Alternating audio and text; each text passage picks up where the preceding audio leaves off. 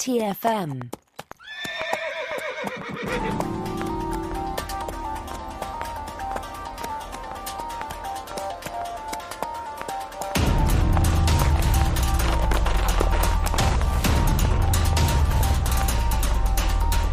Welcome back, everyone, to Saddle Up, our dedicated Star Trek Strange New Worlds podcast. I'm Christopher Jones, and with me, as he always is my esteemed co-host, Matthew Rushing. And Matthew, you told me to remind you to tell me about the time you spent with the time-traveling doctor that you once knew. So I'm all ears. Well, Chris, I could tell you, but it's a very long story, and it involves a lot of timey-wimey craziness, and I don't really know if we have time for that with this podcast because we have a season finale to discuss, and so I feel like maybe we should probably do that, and then if we have time, we can go into the very long story. So, all right, but you do know we've already recorded this podcast. People have already listened to it. It happened a long time in the future. And now we're back here. Yes, because, as we learned in this episode, time is basically irrelevant because we could be in the future already and we don't even know it. And so, which I'm pretty excited about. I'm ready to walk out my door and see what happened. So you hear the knocks, right? You hear the knocking. Exactly. All right, everyone. We're going to wrap up Season 3 of Strange New Worlds today with the final episode of the season, New Life and New Civilizations. And here's a quick rundown of the story. Cleared to return to active duty as director of the Starfleet Judge Advocate General's office, Captain Batel sees a bright future ahead, at least until she learns that she is actually a statue. And not just any statue, but the one that keeps the ancient evil known as the Vezda sealed away so they can't wreak havoc on the universe. That's a job she really needs to get back to because the reconstituted body of Nurse Gamble has greeted Doctor Korby on the planet Skygowan, and things are not looking good for galactic peace. But before she can step back onto the pedestal, she has to take Captain Pike on a trip down memory lane to share their life together in a future where he was never injured while training cadets. And also, Kirk and Spock become one. So, Matthew, we reached the end game with Batel. All the pieces of her story that have been in motion come together here in one grand finale, which I'm sure you'll agree made total sense, right? Yes.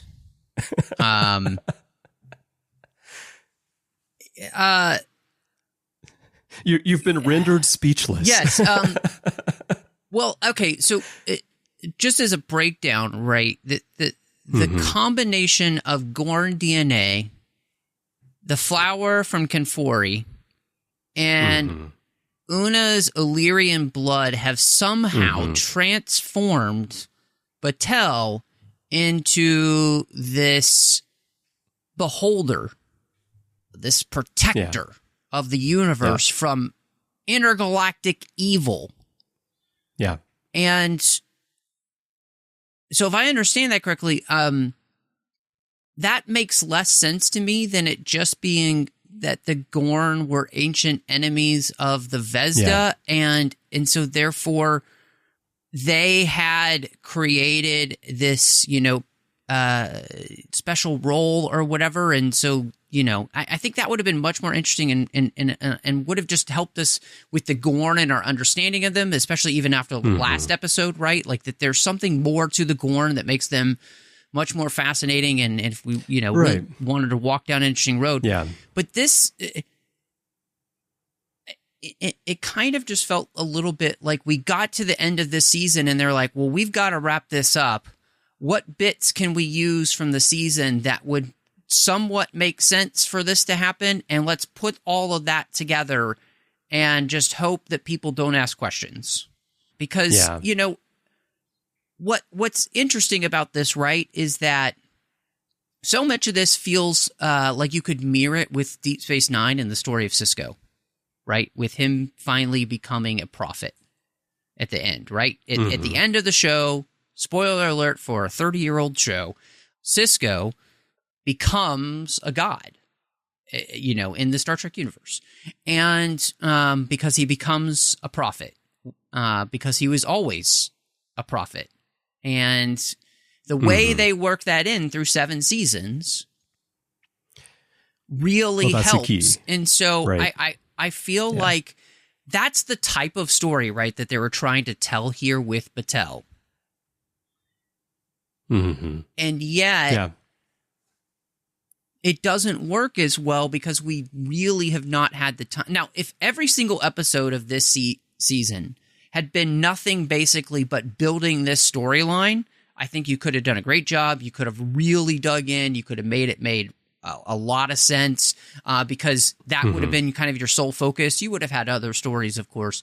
But I think it just feels like they were trying to pull something off that's too big for the small amount of screen time that we were actually spending on this type of story. And therefore, we literally are just kind of pulling at some threads that we had dangling out there, but don't necessarily seem to...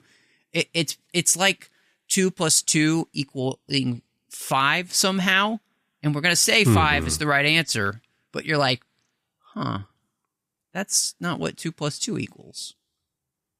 Well, it depends. If you're asking like ChatGPT 3.0, it might be. Just the I Ching of knowledge. So, yeah. So, it's interesting talking about the Sisko thing. The reason that works is, like you said, they built that over the course of 7 26-episode seasons. Yes. Or the first one's not 26, but otherwise. So that story evolved very gradually. So it makes perfect sense in the end because you're building up to it.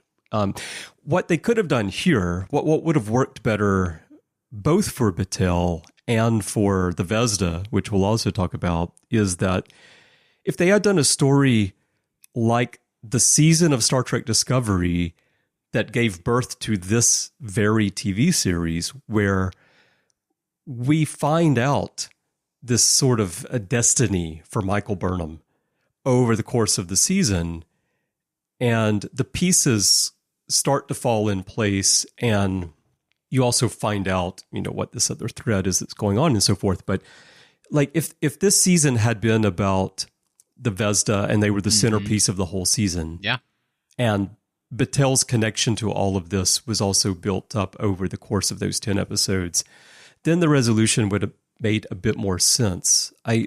The thing about the Chimera Blossom and the Gorn DNA and the Illyrian blood, the explanation is that the Vezda are this ancient evil that is the very foundation of the stories and sort of like genetic imprint of fighting evil that exists in all beings in the universe. Yeah, we're going to come back to that in a moment. Yeah, and we'll come back to that, right?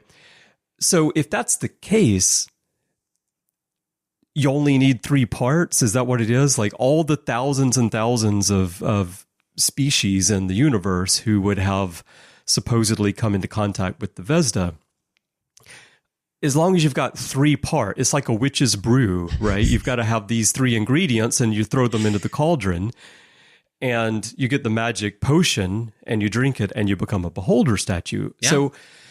So what, it's pulling together the strings of the season. Like these are the 3 things that we've mentioned. So these are the 3 things that we're going to pull together. But what about the Klingons?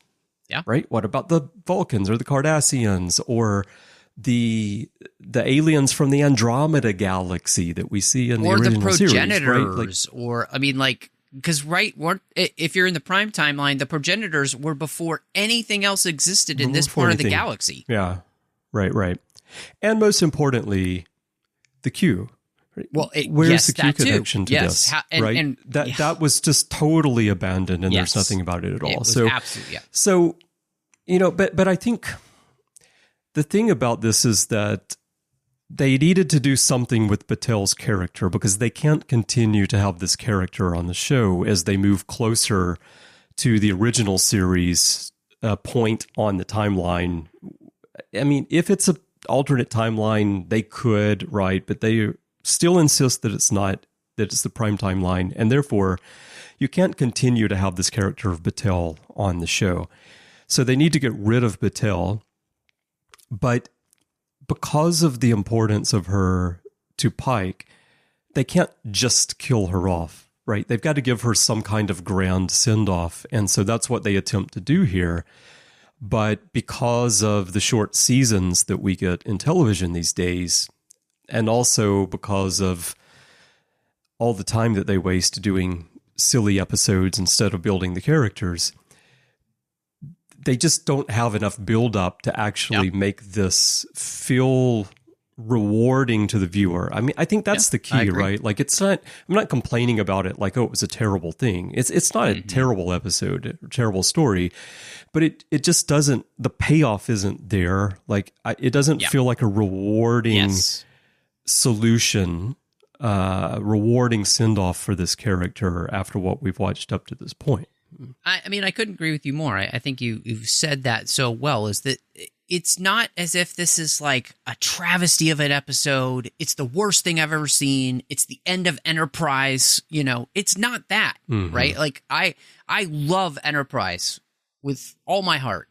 That ending is atrocious and just one of the worst things that Star Trek's ever done. I would watch Spock's brain over that, or Prophet and Lace any day. Well, Spock's brain is a very entertaining episode. Exactly. Actually. So, Turnabout Intruder. I mean, come on. There's so many episodes that are better than that.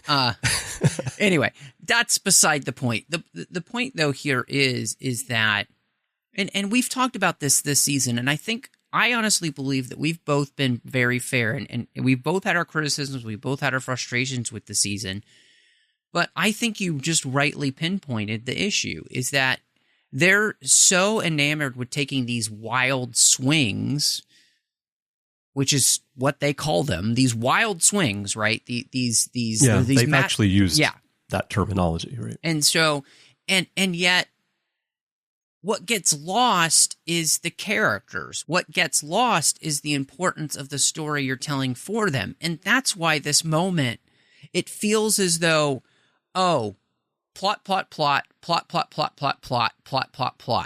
and you're left with this thing that should feel so incredibly emotional with Batel and Pike and all of that. And in all honesty, I'm very much left kind of cold to it all because it feels so perfunctory instead of important, right? It feels as though I'm going through the motions instead of really invested, because we have to do this because, right? And this is kind of one of those things where I feel like they've just done themselves a real disservice by not just coming out and saying, hey, we're in a different universe, and that allows us to tell all the types of stories we want to do. We still get to play around with the original series stuff, just like they did in the Kelvin timeline, but it really allows us freedom because we don't have to be tied to all of this history. And there's this part of them that's still in the back of their minds trying to do that. And it really is just kind of hurting the storytelling. And this is a key example of that, where a moment that should be heartrending and it should just, take your heart, stomp it on the floor, have elephants walk over it. You should feel devastated by what's happening to Pike and to Batel. And yet I'm unfortunately just left in a place where I don't feel that. And part of that is because some of the stuff then that they try to do with Pike and Batel has been done so much better in other places, in other Star Trek shows. And so, okay, well, let's talk about Pike and Batel's Nexus adventure, because that... Otis almost spit my bourbon all over the microphone. Almost spits his bourbon out on the microphone. That was great. Oh, man. So, but this part of the story, for me, I did find it very moving. I think the thing is that, And this is the reason why this relationship overall does work on the show, is that Anson Mount and Melanie Scrofano really do have good chemistry together.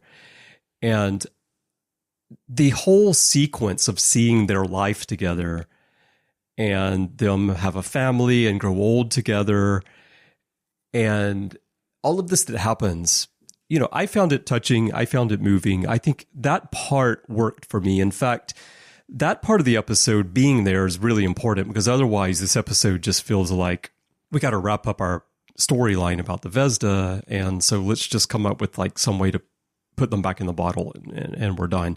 I'm a Vezda in a bottle, baby. Sorry, I had a little Christina Aguilera there. So yeah, and another little bit of dancing. Yeah. So that worked, but again, it felt rushed. And Henry Alonso Myers, the showrunner, he has said that they took inspiration from The Inner Light for that sequence. Obviously, right? What's interesting about it, and in a way it does make sense, because The Inner Light is the entire episode, 45, 47 minutes, and those earlier TNG episodes. This feels extremely rushed. Now, of course, it has to be rushed because they've got to fit it into the rest of the episode. Right. So, of course, they're going to need to go through it more quickly, but it still feels like I had an emotional reaction to the situation that the two characters find themselves in together as a couple, but it didn't have the emotional impact that The Inner Light has, where you truly see Picard on his own, living out a whole lifetime and building all of these memories, and then what it means to him individually. So I see where they're trying to kind of recapture that. But the other thing about that I felt is a little bit confusing, and I'm not sure if I'm still 100% clear on what all was happening. I think I know what they were going for, but watching it the first time, they're standing there, and Batel is facing off against Gamble, and Gamble's given an actual proper name in this episode called Zeperez. Zeperez is the Vezda that possesses Gamble. It takes over his corpse. And as you can see, the Vezda, they love their Z's. Zeperez, the Vezda. I mean, if you play a game of Words with Friends with Vezda, I mean, those scores are way up there with all those Z's. But anyway, they're having these face-off. And then right at the key moment, suddenly you're in this other future where Batel and Pike are having their anniversary.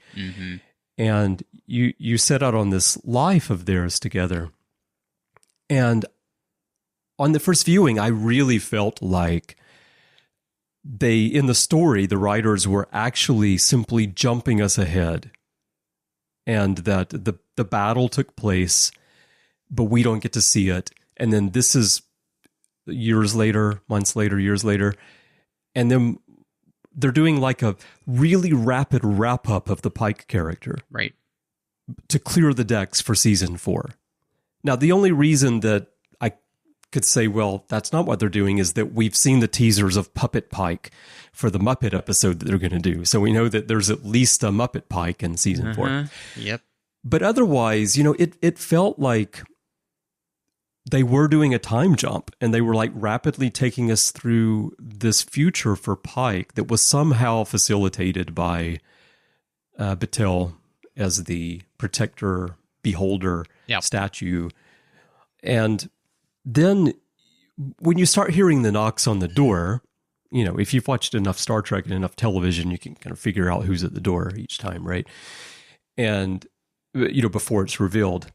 And so I figured, okay, well, this is not actually what's happening. Like, it's not a time jump. Like, there's more to this, and then suddenly we're back there again for the face-off.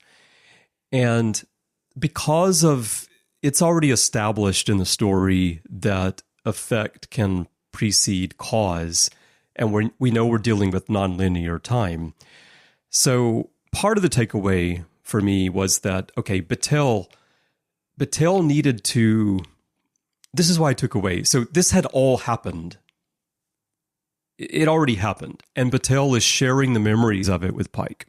And by doing that, she's gaining the strength through the love that she's feeling so that she's able to defeat Zeperes and put the Vezda back in the bottle. So that's all fine. Like it all works okay as a story, except that the groundwork that you need to lay for that is missing. So it's just like you're suddenly being thrown this solution. And then the battle is instantly over, and that's it. And so we've wrapped up the Vezda story, we've wrapped up the Batel story, and that's where I feel like it wasn't a rewarding solution, even though despite its rushed nature, I do still appreciate the future family life that we get to see between Pike and Batel, and watching their children grow up and then watching them grow old together. Yeah, I mean, I didn't actually think about it in the depth that you did with the timey-wimey nature of it. I think the thing that I didn't enjoy about it was I did not like that they kept having the knocking, because the beauty of something like The Visitor or something like The Inner Light is that the way in which the episode structures that time in that alternate reality doesn't have you with this strange constant feeling that you're being pulled away from it. And it allows you to follow that story of those characters' lives in those alternate timelines, or in those memory moments like Picard is having in The Inner Light, to help you truly feel like they are living a lifetime in 28 minutes, or, you know, the amount of time that happens in The Visitor, right? Which is years. I mean, Jake is an old man by the time this actually gets fixed, right? And so there's something so beautiful about that. And the way that this was structured is it kept reminding you that this isn't happening. Right. And that was the thing that I felt like if you really wanted to do this well, you needed to find a way to structure this that made it feel like, I don't know if this is happening or not. But I'm so glad it is happening. And so therefore, that's the thing for me that kept pulling me out of having any emotion about it, because they kept pulling you out of all the emotional moments that were happening with this weird knocking that was reminding you that this actually isn't really happening. It's just going to be kind of a memory that Pike has, but it's done in a way that me as the viewer, the way I'm seeing it, it seems to be the same way Pike is seeing it. And how could you ever feel like this actually ever happened to you, that you actually ever lived this, when every moment just kept feeling like it was interrupted in strange ways, which is not how we live life, right? And so that's it's really the structure. It's not the idea of it that I dislike, because I thought this was a great way to basically have your cake and eat it too with Pike and Batel as characters. I think that the structure of it was really poorly executed and did not then allow you as a viewer to really experience that in the same way that you would hope Pike would remember it, which is this overwhelming experience of joy in the fact that he has memories of an entire life with Batel that he can pull on. But the way I remember it and the way they show it to me, it feels like he just has these quick vignettes, and that's totally a different feeling. Yeah. See, I think this is the reason I've thought about it a lot, because the way it's presented, it's not clear to me. Maybe to some people it's perfectly clear, but to me it's not clear what they're trying to achieve. I agree. Through the sequence.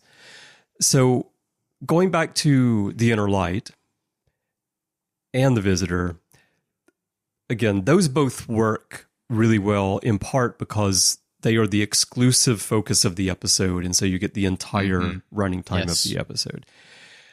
Of course, those episodes are also about 10 minutes or more. About how long is this episode? Was it 55 or was it an hour? It's like 55 I don't remember, minutes. But I think it's 55, right? So those episodes are about 10 minutes shorter than this.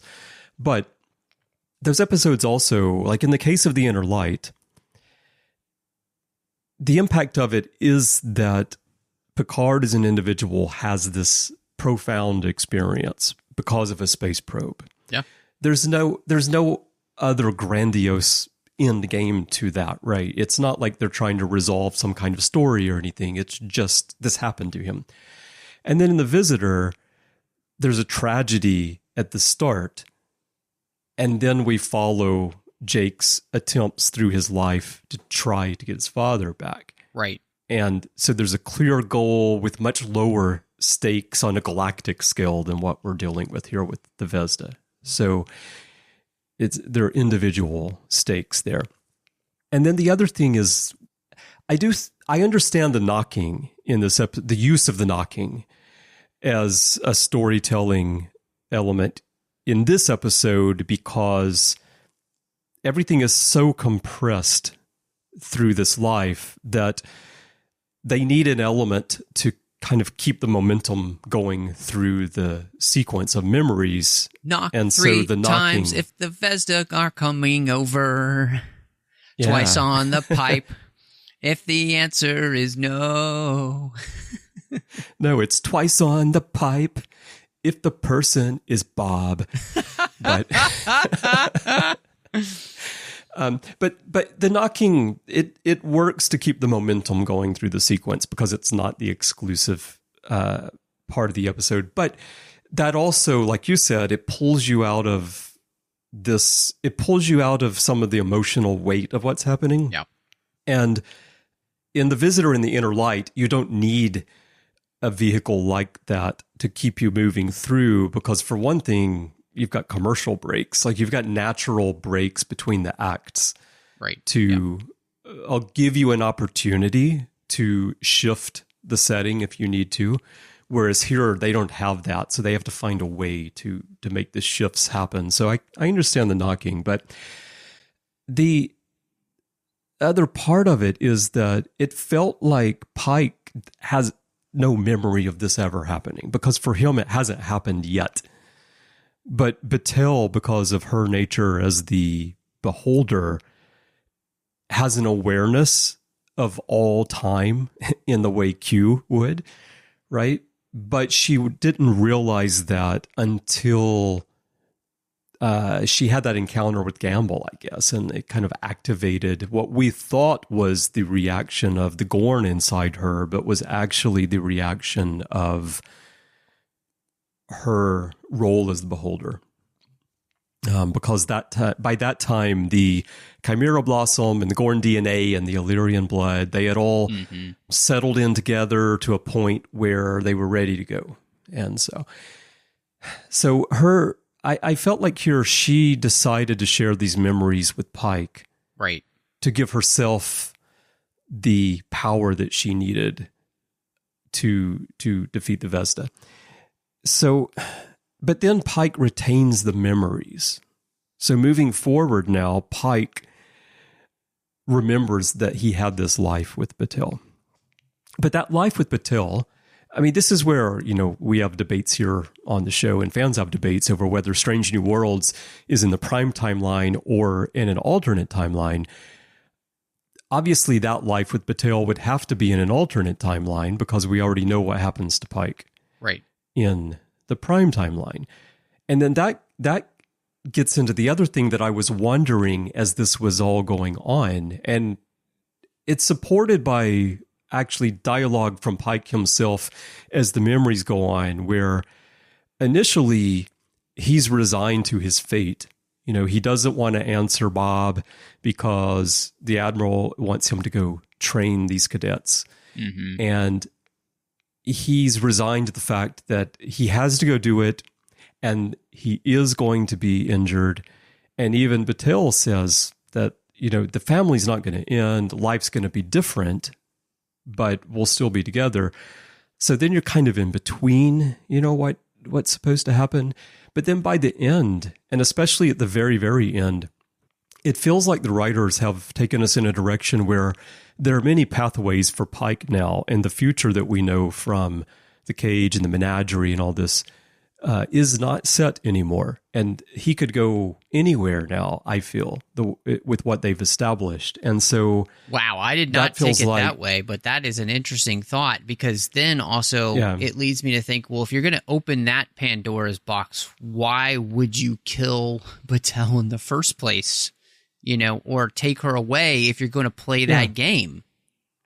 Well, that gets into where I don't think they have a clear vision of where they're going. That's an understatement. Like, but their vision is that we're going to end the series with Kirk in the command chair.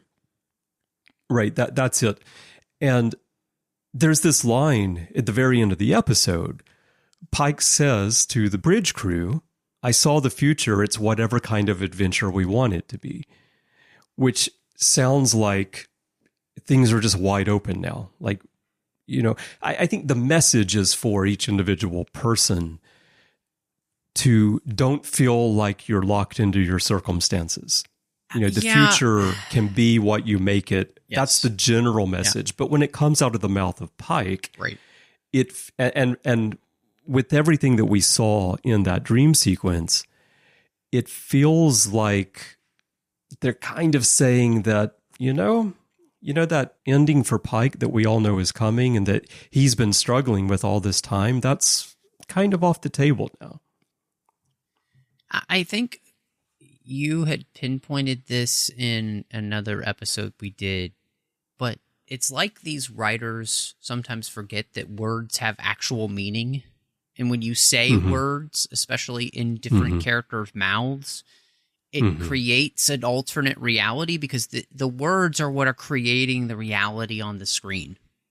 And you can't just say whatever you want to say, the little platitudes that you would hear in a Disney movie. Just follow your heart and like not have it have some sort of meaning in this type of environment when you say that you have put yourselves in a shackle of, we are going to be, you know, beholden to this timeline. But then what you say and what you do don't match that at all. And again, like, I think that's one of the things, right? It doesn't matter what you say. It only matters what you do. Who you are is what you do. We as human beings are that way. And so is what is put on screen in a show. What you've done with Strange New Worlds, I think, in many ways, has made it impossible to adhere to the prime timeline and have this show be in that and make it make sense. Now, if you're okay holding contradictions in your mind, that's fine. And it is fiction.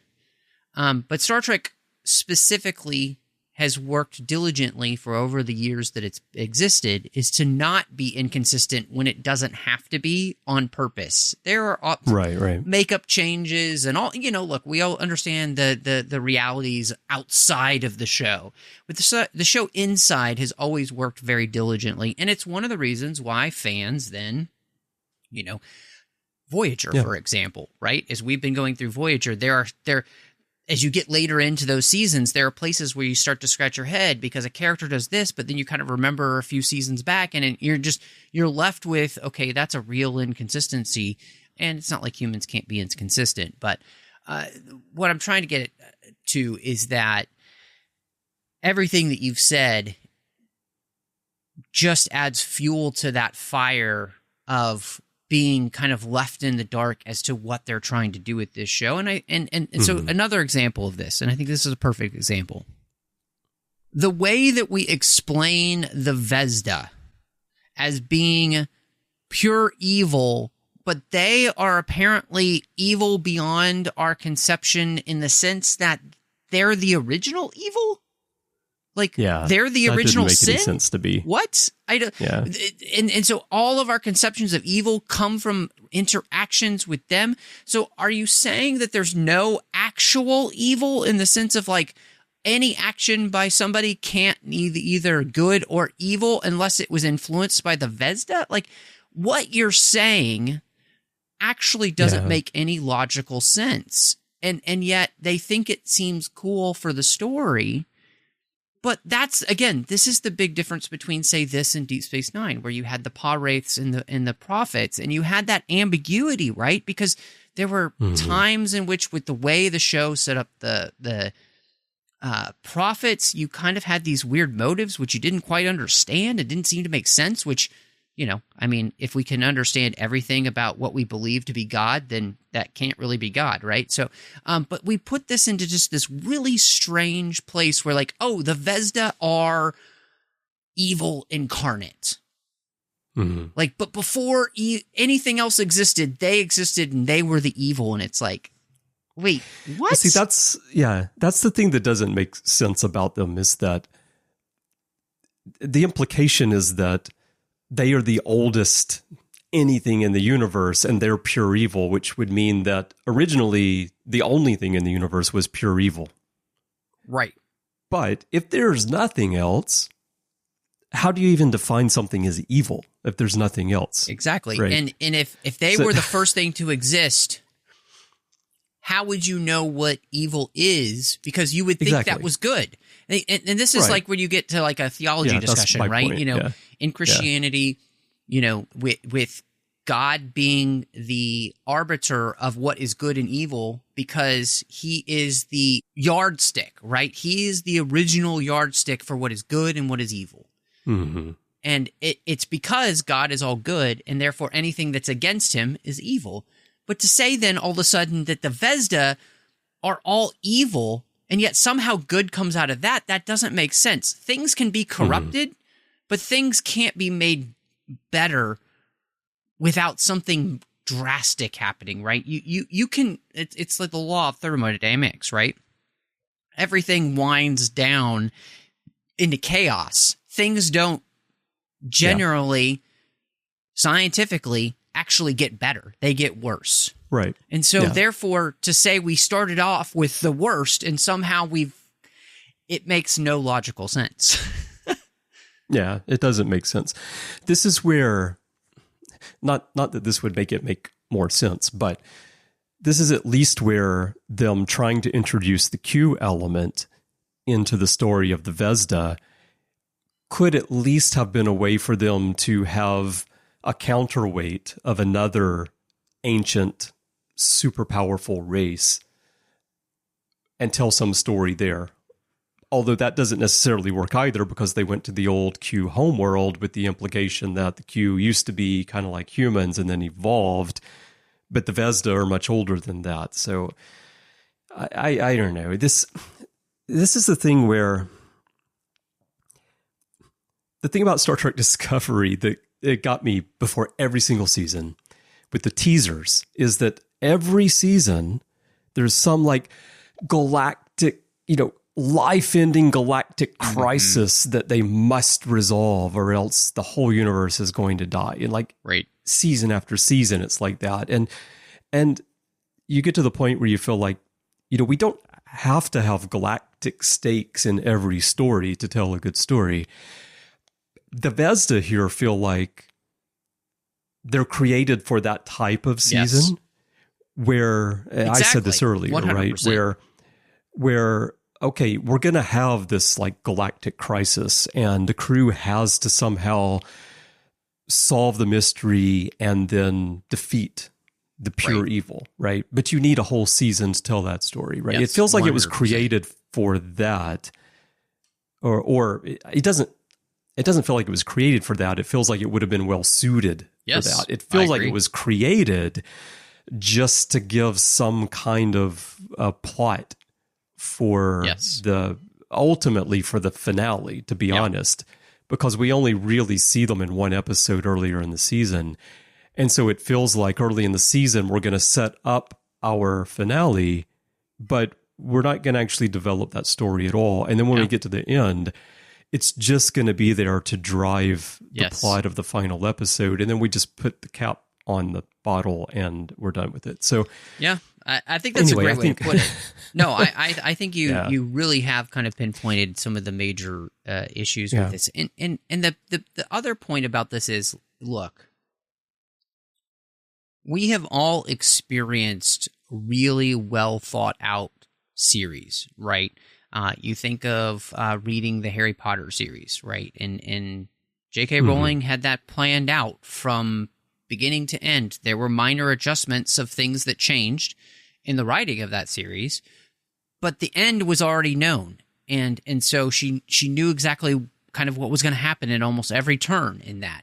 You think of other really well done series where that, you just come out of it thinking, wow, all of that really worked together well. And that's the kind of thing where, as I was just, talking about at the beginning, if you're going to do this kind of season, you really do have to go in and plot every point of the plot through every single episode to make it all connect and make sense so that it works as a whole, instead of kind of piecemealing it together just as you go. I mean, that's when you end up with the Star Wars sequel trilogy, where it's like things just don't connect here. And that's why people were very frustrated, say, with that series, because it just didn't make sense in the end. It didn't really work because it hadn't been well thought out. That's the reason the original 6 Star Wars films, regardless of what you think of the prequels, George Lucas, when he starts the original Star Wars movie, he had created this massive understanding of his world and kind of how it worked.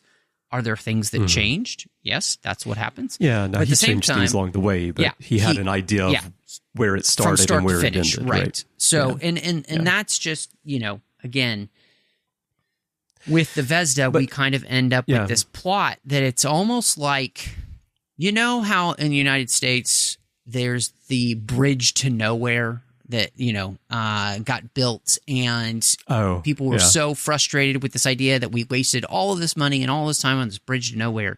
And in a lot of ways, that is kind of where this story is. It's this story to nowhere because it doesn't find a way to do the thing that you need a prequel series to do, which is to create stories that feel like they truly are impacting the characters in ways that are really, really important.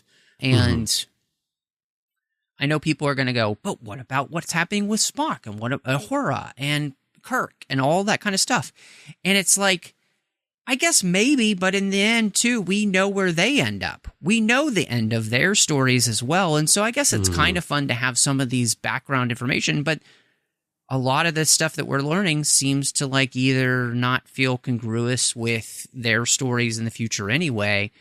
And then we've got all the other characters from Strange New Worlds, which we've continued to talk about, where it's like, I really want to dig into the characters here that I'll never see again in other places. And, and that's the place where, we're not getting kind of the promise of the show. Yeah. And I think time is running out on that, right? We're less and less likely to delve into any of these characters. It's an excellent point. So, and there was a point during the Nexus dream sequence about the life that Batel and Pike had together where I said I felt like they were kind of fast forwarding us through Pike's life.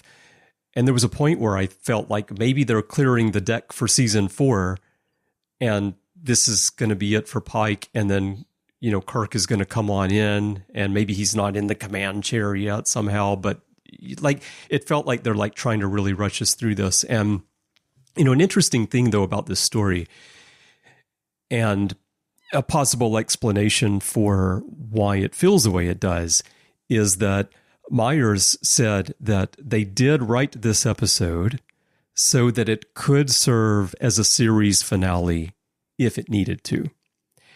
And it feels a little weird to say that when we're just watching it now and we know they've already shot season 4. So you're going pretty far back, but I suppose that certainly at the point when they were writing this season and writing this story, and maybe when they were producing it, they weren't certain how much time they were going to have left. And if you look at, Discovery was canceled. It was a surprise when it was canceled. And they had to get the studio to let them go back and shoot more to create a proper series ending to the final episode of season 5, whereas it was originally written to transition into season 6. And so I can understand that they don't want to get caught off guard here.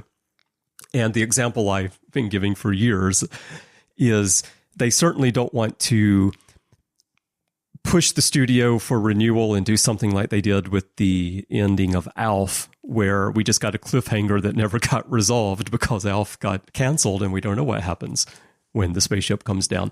But I think that does explain a lot of why this episode feels the way it does, and it very much explains the very ending of the episode, where they're back on the ship and we see different members of the crew together, laughing, talking. Pike comes on the bridge, delivers the line that I said earlier, I saw the future, it's whatever kind of adventure we want it to be.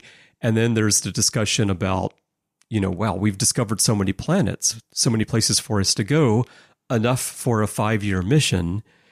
And, if there were never, ever another episode of Strange New Worlds, you could look at this episode and that ending and say, yeah, that's how they wrapped up the series. And going back to the Pike thing, and the reason I felt that way, and I think what we see with Pike and that memory sequence about his possible future, I think it makes sense in the context of this might be the series finale. And the writers are telling us that the future for Pike, where he ends up in the chair disformed, it might happen, it might not happen. There are many possible paths for him now, but we're never going to be able to show them to you. So it's up to you to imagine what might happen to this character. Yeah, I mean, I think you're right in the sense that this, and obviously that was what they wanted. This felt like a, series finale if they needed it to be. If this had been the series finale, it would have been not the best, but not the worst either. And I think, it really leaves you in a place where you've got to pray that they get their act together for the next 2 seasons, knowing that that's all they have, and think long and hard about, and they've already finished season 4 and they're on to season 5 now in filming. So I'm guessing we're not going to get those seasons too far apart from one another. Hopefully, we're not waiting forever. And I think one of the things that made this feel also just so, I don't know what the correct term is, because I don't want to use the term that gets thrown around because it is a little off color, but it is like some of the worst type of fan fiction, this whole thing we have going with Spock and Kirk.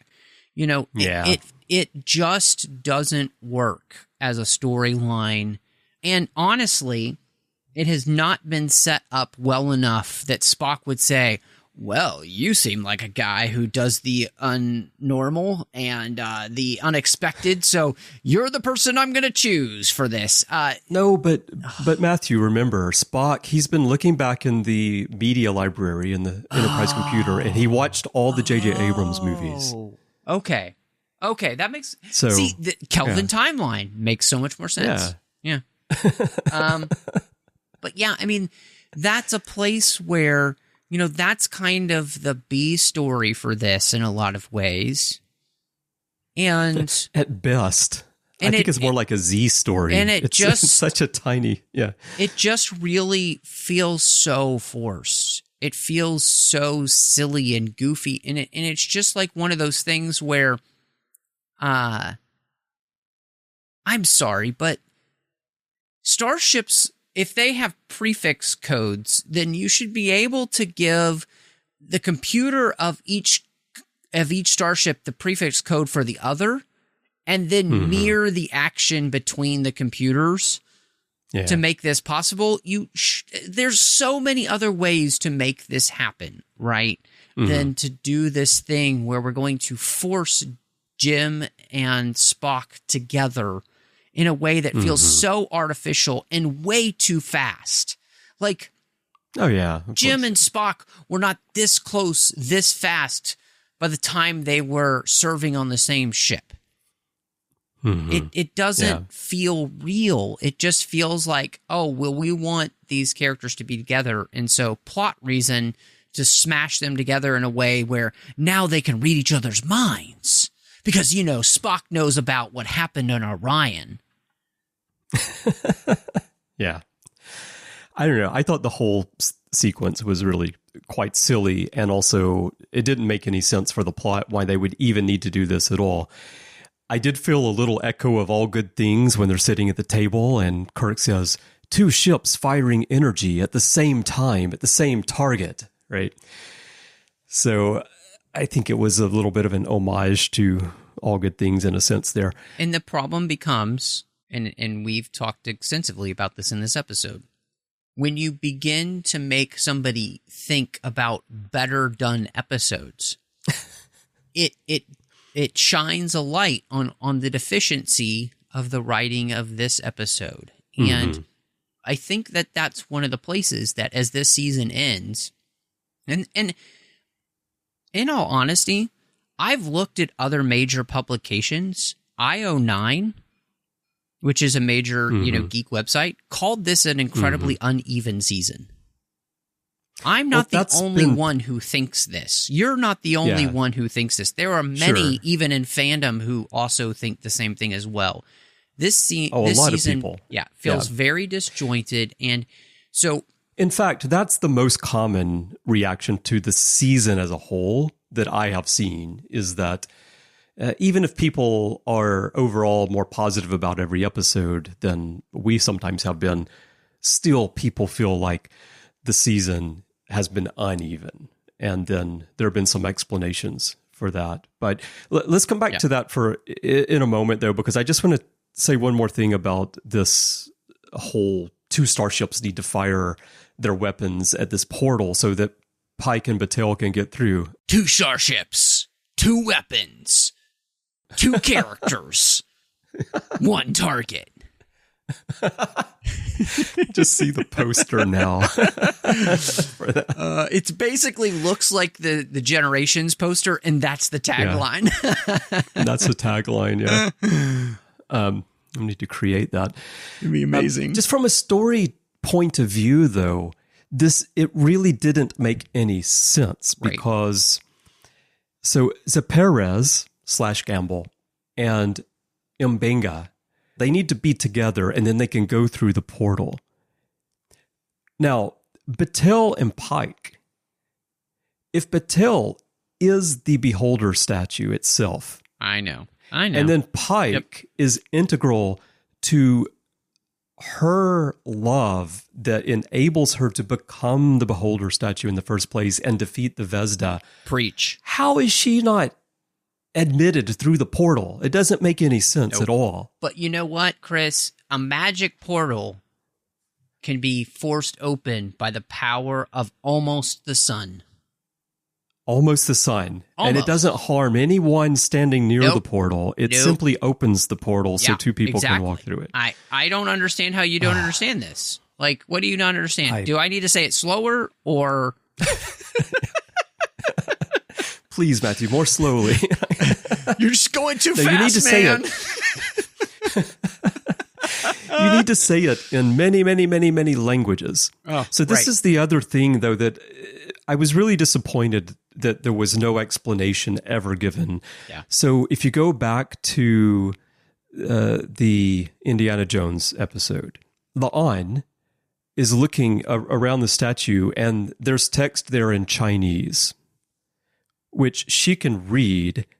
Right. Which I thought, what are you doing here? Are you doing this because La'an as a character can read Chinese, or are you doing it because of Christina Chong's ancestry? Like, it didn't make any sense, right? Why that's there. It also didn't make any sense of why this Chinese would be here on this planet, being an Earth language, other than later it's sort of implied that the Vezda, being this ancient evil, have been all over the universe. And so like every planet they've encountered. Okay, that's fine. You get here and then you've got Swahili so that both Uhura and Mbenga can read it. And then Mbenga realizes that the message is about him. Okay, well, that opens all kinds of questions about how these inscriptions come to be on the portal, around the statue, wherever they are, and what they mean and how they connect to individual people. And none of this is ever, other than the fact that this message in Swahili is about Mbenga himself, there's no explanation ever given as to how these languages play into the Vezda. And that's just, I understand they didn't have time to go into that, but they could have put some kind of little mention in. It's very disappointing and unsatisfying as a viewer. An element like that, that's so mysterious and is just screaming for some kind of explanation, is only used in this one moment to allow Mbenga to realize he needs to go through the portal, and there's nothing else to it. Chris, let me introduce you to my friend. Say hello to my little friend. Plot magic. We need a thing to happen. Plot magic. There's this language here that shouldn't really be here. Plot magic. Plot magic. Can't figure it out. Just use plot magic. It's like the easy button for Staples, but easier because you just sprinkle a little bit of plot magic on there and your problems are fixed. I see. So you can buy it at like Office Depot or Office Max. Yeah. Actually, I think it's at Writers Depot because, like, I mean, how many people need plot magic if you're not like a writer? So look, I was picturing like an issue of Writers Digest magazine. You've got like a full page ad for plot magic. Yeah. And if you're lucky, your plot magic comes with a plot fairy. And then you just sprinkle on like pixie dust, but it's plot magic dust. And that's when it's really potent, and that's when it actually works really well. I thought you used the dust on the viewers themselves. You sprinkle it on the viewers, and then they just accept whatever it is that you've presented. That's where you need like a plot elephant, because you can't sprinkle that amount of dust on at people with just a fairy that's so small. So there's no way, Chris. That doesn't make any sense. What are you talking about, Chris? That's ridiculous. All right. Look, well, I think the state of, a quick discussion we should have, and then we should let everybody go. But like a quick discussion of the state of Strange New Worlds, because, on a whole, the first two seasons, I thought, were very enjoyable. The second season, not as much as the first season, which felt really focused. And this show just seems to have lost its focus. And the big loss of focus really has been the characters, and the characters being the ones driving the stories. And I think we can see this most readily in the character of Batel, who is not well served by this show really at all. There's nothing about her character that is all that interesting other than to be a plot device for Pike and then a plot device for the series as a whole. And we don't really get to know her as a character or her really matter as a character, because really all she is a plot device. And this is the problem when we are telling stories that are not driven by what the characters are making us do as writers. Part of that, I think, comes from, obviously, there is a place here where we have to acknowledge there was a strike and all that stuff, and then you're rushing to try and get things done. But even if you're a writer on strike, I can't imagine that you don't have thought processes about where these characters are going to go, so that when you come back to work, you're ready to put those to work for the characters. And so I hope and I pray, I know, and this worries me greatly, but they talked about this in an interview that, hey, we took wild swings in season 3, and you know what? We're going to double down. And that really worries me for the character stories, because it feels like they care more about their wild swings than they actually do care about telling great stories for the characters to which they've created, and they're supposed to be servicing these legacy characters. Mm-hmm. And that is a little bit frustrating to me as a viewer and somebody who, I want to reiterate this, I've continued to watch this show not just because we do Saddle Up. I like these actors. And those first 2 seasons, and especially that first season, it pulled me in. It made me a believer, and it made me want to see more of these characters. It made me want to see more of these actors. In some places, I feel like they've done an excellent job with that. Like, I think, if I'm to praise anything, the way in which we've dealt with the character of La'an is maybe the best example of this, where we've made her a fully fledged, full-rounded character who is much more deep and interesting than she was when we started. Yeah. A character, for sure. That is I would say maybe a not so great example of this is actually the character of number 1, where we've had one important episode for her and everything else has been kind of blah or just incredibly silly. And we've never really... But that's not to say that Rebecca Romaine hasn't done an excellent job with the character. It's just that the writers haven't given us enough. This has nothing to do with the actors. Her. Right. This has to do with the writing and what they're being given. I love these actors. I think they're great in their roles. And so what I'm asking for and what I'm kind of begging for is, they deserve good writing. This show deserves good writing, and season 1 showed us that they could do it. Well, I will see where we go, I guess, with season 4 and 5. Yeah. So you mentioned La'an. La'an, is a very interesting situation because when they first announced the name of the character, it sounded like a gimmick. I mean, Spacey is going to be so much more interesting. We're going to have Noonien Singh on the new show. Isn't that going to be cute, right? But, she's turned into a very interesting character and a pretty well-rounded character. And you mentioned the strike. So this is an interesting thing because I do think that there is something to that. But the explanation that I've seen is that Myers and Goldsman have talked about the strike, and the explanation that I've heard is that, yes, they were impacted by the strike in some sense, that they were writing before the strike, and then the strike happened, and as we all know, that was quite a prolonged strike. But then when they came back, they didn't have time for rewrites. So the suggestion, and I don't know if it's true, I don't know if it's an excuse, I would think that you would find the time. Like if you feel like something really needs to be fixed, something needs to be adjusted, you'd find a way to do it. Even if it's on the set, rewriting a line in the moment, like you'd find a way to make an adjustment if you need to.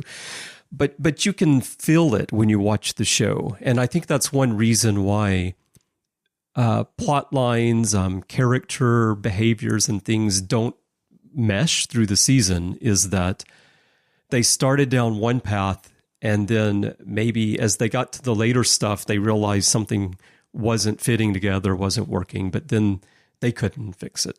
And so they just end up going with what they had. Well, and that's the thing. Look, I'm sorry, but to say we don't have time to fix it, that's not true. You chose not to fix it. You could have taken the time to fix this. You could have said to the studio, hey, look, we started these episodes, but unless you want a half-assed season, then, I mean, you want to give us an extra 4 months and we can really make this thing great. And so I look, that's a choice that you made, but I mean, you all made the choice to also strike. And so look, we've got to take responsibility for all the actions that were taken here. And so, hey, if you felt like you needed to strike and you did, okay, more power to you, but don't blame that on the quality of the work because you're the ones who chose to strike.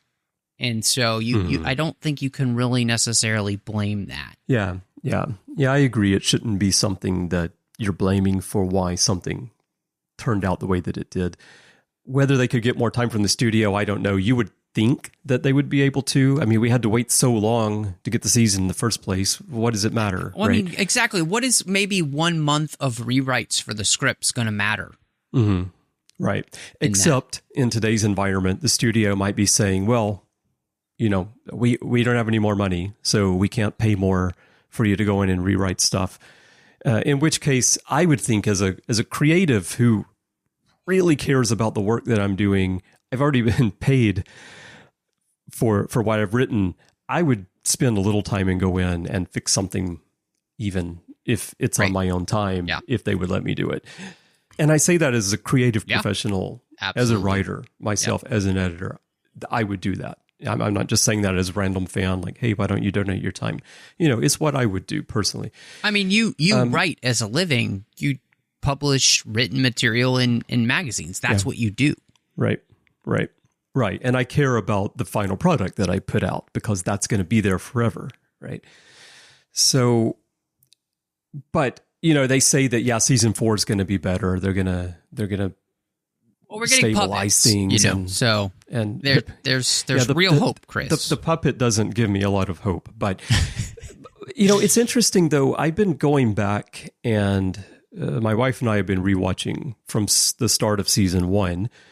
And I've been watching the extras on the season 1 Blu-rays over the past week. And it's interesting to hear Akiva Goldsman talk about the show in those extras because the things that he says about the show make a whole lot more sense in season 1. Mm-hmm. Like, you can tell that when this show spun off from Discovery, they had a very clear idea of what this show was and the story that they were going to tell with Pike. And I think when you watch that first season, you feel like it's a very solid season. And then you go into season 2, and for the most part, especially the first half, I think is still quite good. And they start to get a little bit silly along the way. But even when they do that, like Subspace Rhapsody, it works. Like it's a good episode. We thought, well, what's going to happen with this? But we came away from it like, wow, that was actually really good. You know, and I have the vinyl of the soundtrack now. You know, I like that episode. But then this season just felt like something was going on. So, you know, overall, most episodes I've enjoyed as a Star Trek fan, even though I do have issues with a lot of the things that happen in the episodes from a creative standpoint, from a writing standpoint. But like you said, the actors are phenomenal. And I think that's something that there's this tendency in social media, especially these days, where you can't say anything critical about anything. When you watch a TV show, if you have any kind of constructive criticism, you're a hater, right? But it's not that. I think we've said it here on Saddle Up before, that if we didn't love Star Trek, if we didn't care about the show, we wouldn't even bother doing a podcast. We wouldn't bother thinking about it or considering other with the way the numbers have gone down in listenership, Chris, because people only want to listen to famous people on podcasts. Yeah, we wouldn't spend the time to do this if we didn't love it. Yeah. I mean, look, you know, one episode of Saddle Up takes you and me combined at least 10 hours to do an episode, right? You know, it takes me, I know I spend at least 5-6 hours preparing, editing, publishing episodes. So it's a real time commitment, right? So obviously we care about the show, and that's the reason that we have constructive criticism about it. But to be very clear, right, the actors on this show are fantastic. And agreed. You know, they're not being given the best material much of the time, but they absolutely make the most of it. And even this episode we're talking about today, the ending in particular, as unsatisfying as that ending was for what happened to Batel and the Vezda and all, Anson Mount sells it at the end. He gives the emotional weight, at least to how it impacted him as a character in Pike.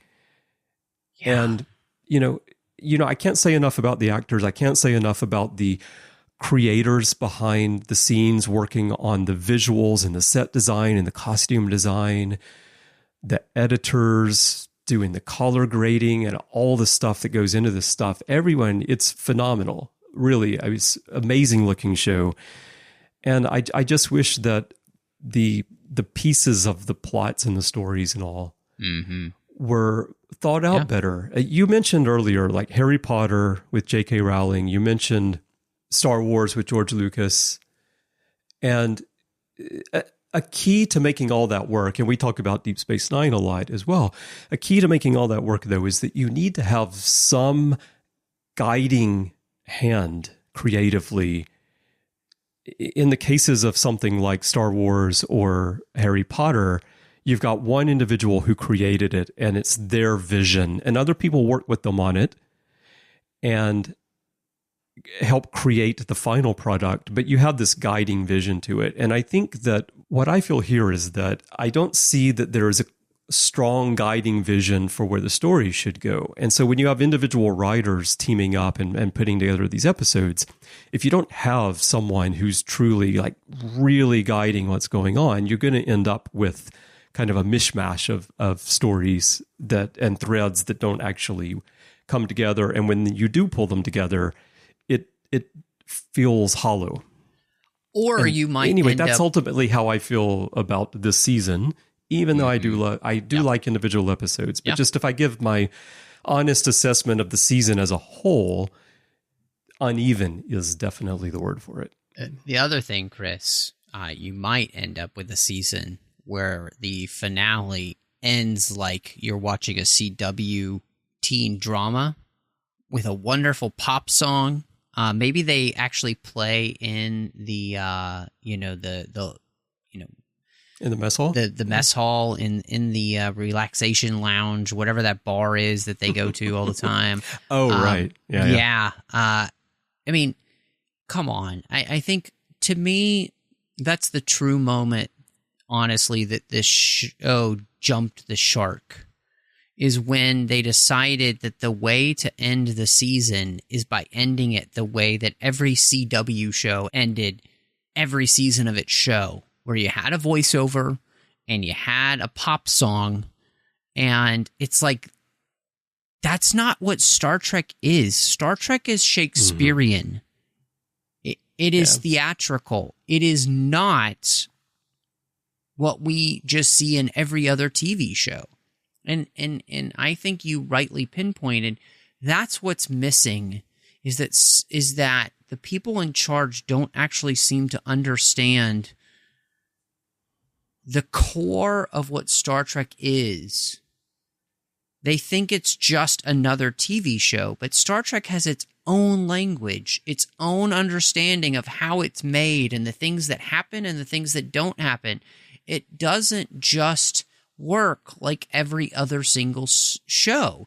It's existed for so long because it has adhered to this idea of what Star Trek actually is. And when, Roddenberry helped create The Next Generation, he continued that. He really set that template, and then Berman carried that on into his era.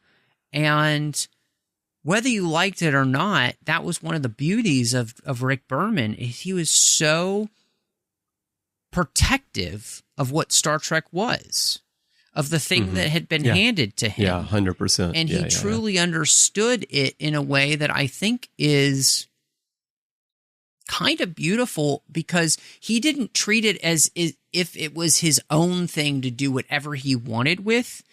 No, Berman knew this was Roddenberry's thing, and I am here to guard his vision.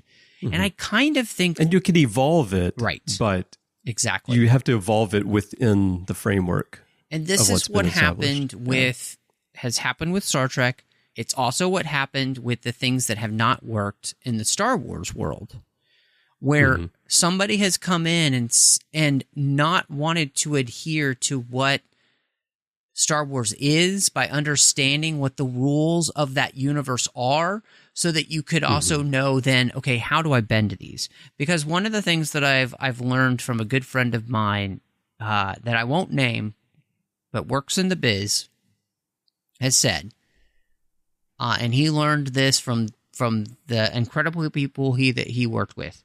You have to understand the rules before you can figure out if they are bendable and or if there's a way to break them.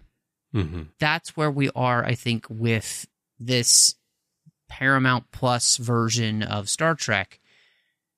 We don't know necessarily what the I Ching of Star Trek is. We don't necessarily want to adhere to what the rules of Star Trek are. We don't understand them enough to know how to bend them, and we definitely don't understand them enough on how to break them. And that is where you run into these issues. And it is frustrating because, again, let me reiterate. If you're still listening, I love Star Trek, and I love these characters, and I actually love these actors.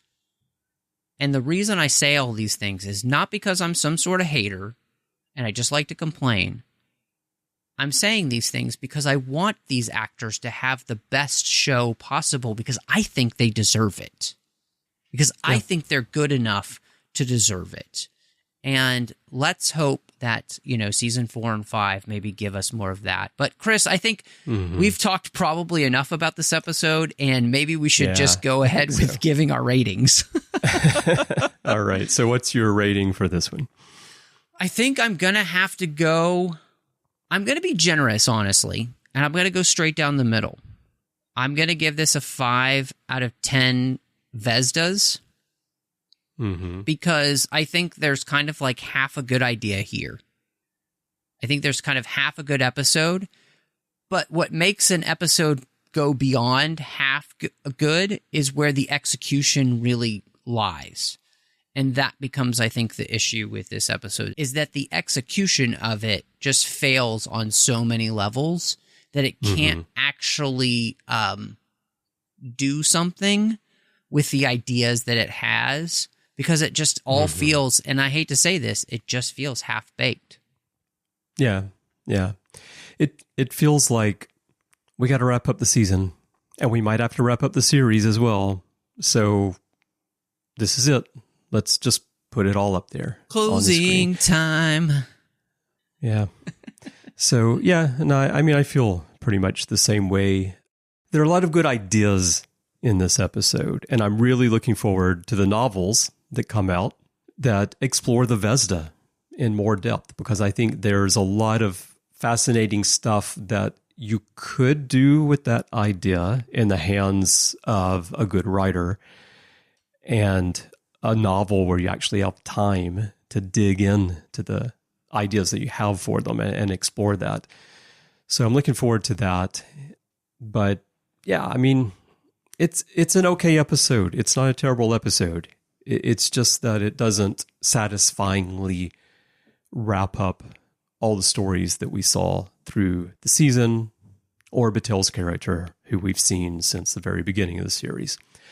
But nevertheless, I'm going to give it 6 Scotty dress uniforms. Ah, great dress uniform. Which, by the way, I did like that little moment of playing the joke on Scotty and tying it back into Uhura. Yes, that was great. Showing up in her dress uniform. And it was done in a very subtle way, like not the same dialogue or anything, just the situation carried it. So I thought that was... And again, Anson Mount's laugh when he saw it. Perfect. Yeah, I did like that.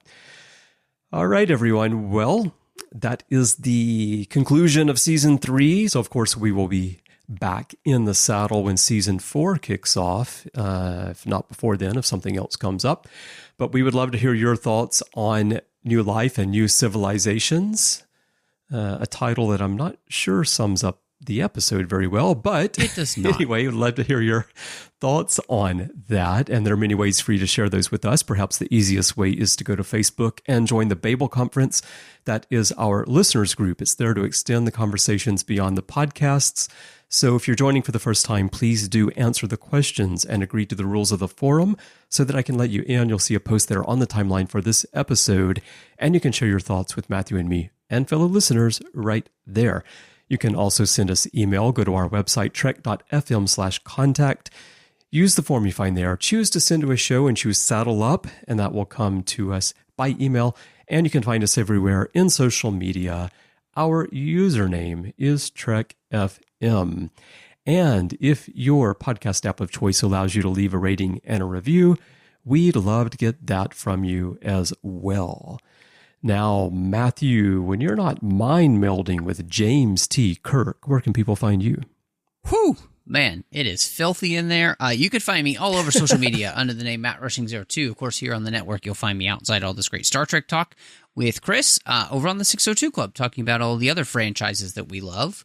You can also find me on the Nerd Party Network doing a couple of shows. One is completed called Owl Post about every single chapter of the Harry Potter series, and then over on Aggressive Negotiations talking about Star Wars with the great John Mills.